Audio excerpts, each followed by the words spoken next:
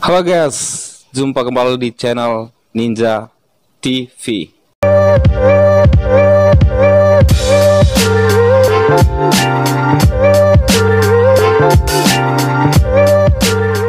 Yo bosku, jumpa kembali di channel ini. Apa kabar para bosku semua dimanapun berada saat ini? Semoga para bosku semua dalam keadaan baik-baik saja dan tak kekurangan satu apapun tentunya. Dan kiranya segala angan impian para bosku semua segera tercapai ya. Amin bosku. Hari ini saya masih berada di Malaysia dan saya masih bekerja di perkebunan kelapa sawit yang ada di Pahang bosku. Dan sebelum kita lanjut ke topik pembahasan hari ini, saya mau mengucapkan untuk para bosku semua yang baru bergabung di channel ini, mari kita sama-sama jalin silaturahmi persahabatan di channel ini dengan cara like video ini dan tekan tombol subscribe di bawah video ini bosku.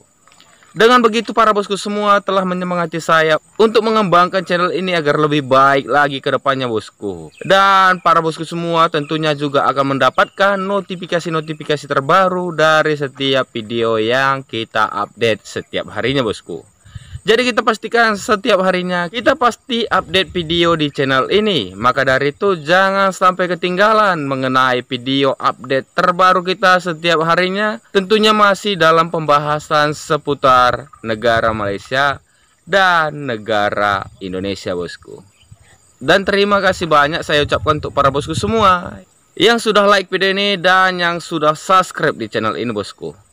Tanpa berlama-lama kita langsung masuk ke video pembahasan hari ini. Jadi di Malaysia ada banyak sekali ternyata bosku satuan pengamanan ya, atau petugas yang menjaga keamanan yang ada di Malaysia bosku. Tapi pada kali ini kita akan membahas satu saja dulu ya bosku, yaitu mengenai pengamanan security. Kalau di Indonesia namanya security, kalau di Malaysia namanya adalah Persatuan Perkhidmatan Keselamatan Malaysia bosku. Para bosku boleh koreksi saya jika terjadi kesalahan dalam pengucapannya ya bosku.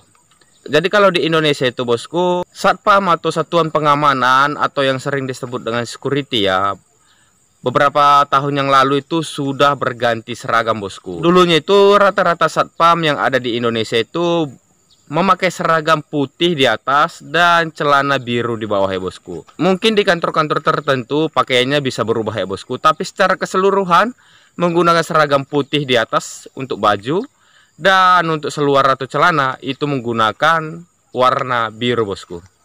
Dan setelah dilakukan perubahan, Satpam saat ini di Indonesia menggunakan seragam di atas itu berwarna coklat. Dan untuk para bosku semua yang pengen lihat seragamnya itu mungkin seperti ini bosku. Dan ada hal yang unik untuk security atau satpam yang ada di Malaysia bosku. Tenaga satuan pengamanan atau sering disebut security atau satpam di Indonesia, kalau di Malaysia itu hanya menempuh masa pendidikan selama 1 minggu saja bosku. Jadi berbeda dengan yang ada di Indonesia ya. Setahu saya kalau di Indonesia itu memakan waktu berbulan-bulan ya bosku. Tapi kalau di Malaysia itu tenaga security-nya itu dilatih oleh orang profesional selama jangka waktu 1 minggu saja bosku. Dan untuk tenaga pengamanan yang ada di Malaysia atau satpam itu nggak sembarangan dibuat bosku. Jadi satuannya itu sudah jelas dan perusahaan tidak boleh menciptakan tenaga jasa pengamanan pribadi bosku. Jadi di Indonesia setahu para bosku semua ada nggak para perusahaan-perusahaan yang memunculkan atau menciptakan tenaga pengamanan dengan hasil ide pemikirannya sendiri bosku. Jadi nggak melalui peraturan negara. Menurut para bosku ada tidak? Ini saya hanya bertanya ya bosku. Atau para bosku pernah mengetahui apakah ada perusahaan-perusahaan itu menggunakan jasa pengamanan yang dilakukan oleh preman? Menurut para bosku di Indonesia ada atau enggak? Saya hanya bertanya ya, kalau para bosku mempunyai informasi dan jika para bosku memiliki pengetahuan tentang hal tersebut, gunakan kolom komentar di bawah video ini. Tinggalkan pendapat bosku mengenai seputar jasa pengamanan yang ada di Indonesia bosku. Kalau di Malaysia itu beda halnya bosku. Kalau di Malaysia itu semua satpam itu tergabung dalam organisasi atau satuan yang disebut dengan Persatuan Perhikmatan Keselamatan Malaysia, bosku. Jadi menurut saya itu adalah satu komandonya ya. Dan lembaga tersebut yang membawahi atau menaungi satpam yang ada di Malaysia, bosku.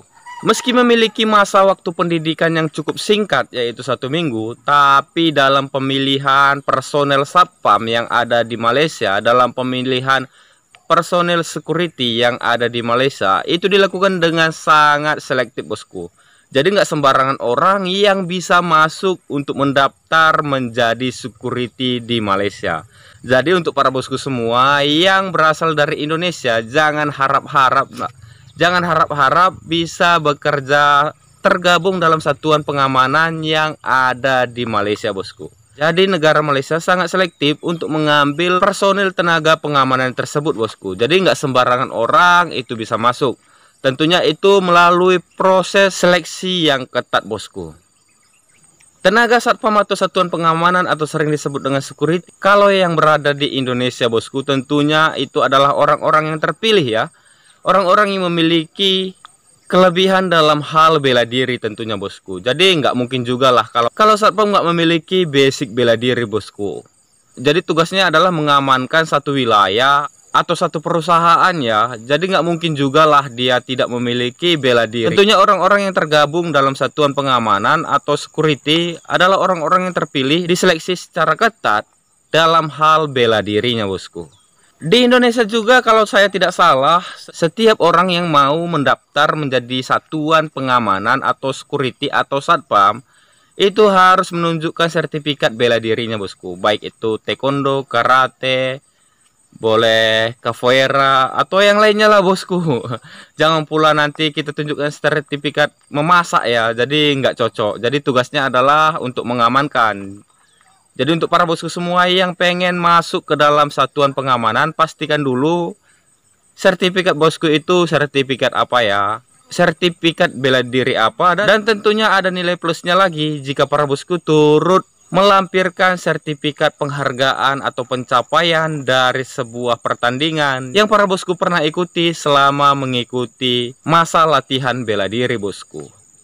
Jadi kembali ke satuan pengamanan yang ada di Malaysia ya. Untuk satuan pengamanan yang ada di Malaysia itu nggak sembarangan orang bisa masuk, bosku. Tentunya sudah dicek dan dites kemampuan fisiknya dan kemampuan bela dirinya, bosku. Dan nggak semua orang juga bisa mendaftar di satuan pengamanan yang ada di Malaysia, bosku. Jadi orang-orang itu sudah tertentu ya. Selain masyarakat lokal penduduk asli Malaysia yang bisa mendaftarkan diri menjadi anggota satuan pengamanan atau sering disebut security kalau di Indonesia ya. Di luar daripada itu, bosku, hanya ada satu negara yang diperbolehkan untuk mendaftar di negara Malaysia untuk menjadi anggota satuan pengamanan ya. Negara apa itu, bosku? Ada yang tahu? Negara tersebut adalah negara Nepal, bosku. Jadi saya sedikit penasaran juga ya, kenapa sih negara Nepal yang dipilih, kenapa nggak negara Indonesia ya, atau negara yang lain ya. Setelah saya selidiki di internet, ternyata alasan negara Malaysia memperbolehkan negara Nepal untuk tergabung menjadi security yang berada di negara Malaysia itu tak terlepas dari bukti nyata bahwa orang-orang yang berada di Nepal itu memiliki mental dan fisik yang kuat, bosku. Jadi mental mereka itu sudah siap untuk menghadapi segala sesuatu yang terjadi dalam hal penjagaan keamanan, bosku. Jadi pantas sajalah negara Malaysia mempercayakan satu negara lain yang bisa tergabung dalam satuan pengamanan yang ada di Malaysia, yaitu orang-orang yang berasal dari negara Nepal, bosku. Jadi orang-orang Nepal ini mempunyai mental yang cukup tangguh ya, bosku. Jadi satuan pengamanan yang ada di Malaysia mempercayakan orang-orang Nepal itu untuk tergabung di satuan pengamanan yang ada di Malaysia, bosku. Atau mungkin saja sih menurut saya track recordnya itu bagus ya, bosku, dalam penjagaan. Mungkin dulunya itu awal-awalnya sudah pernah dites beberapa kali untuk melakukan penjagaan yang ada di Malaysia, dan terbukti orang-orang Nepal mungkin saja melakukan tugasnya dengan baik, bosku. Maka dari itu sampai saat ini orang-orang Nepal masih dipercaya sebagai salah satu negara lain yang diperbolehkan untuk menjadi anggota di satuan pengamanan yang ada di Malaysia, bosku. Untuk gaji atau penghasilan bulanan yang bisa diterima oleh anggota satuan pengamanan yang ada di Malaysia, informasi terbaru yang saya dapat, jadi setiap anggota satuan pengamanan yang sudah tergabung di satuan pengamanan yang ada di Malaysia itu berhak mendapatkan gaji bulanan sebesar 1.500 bosku.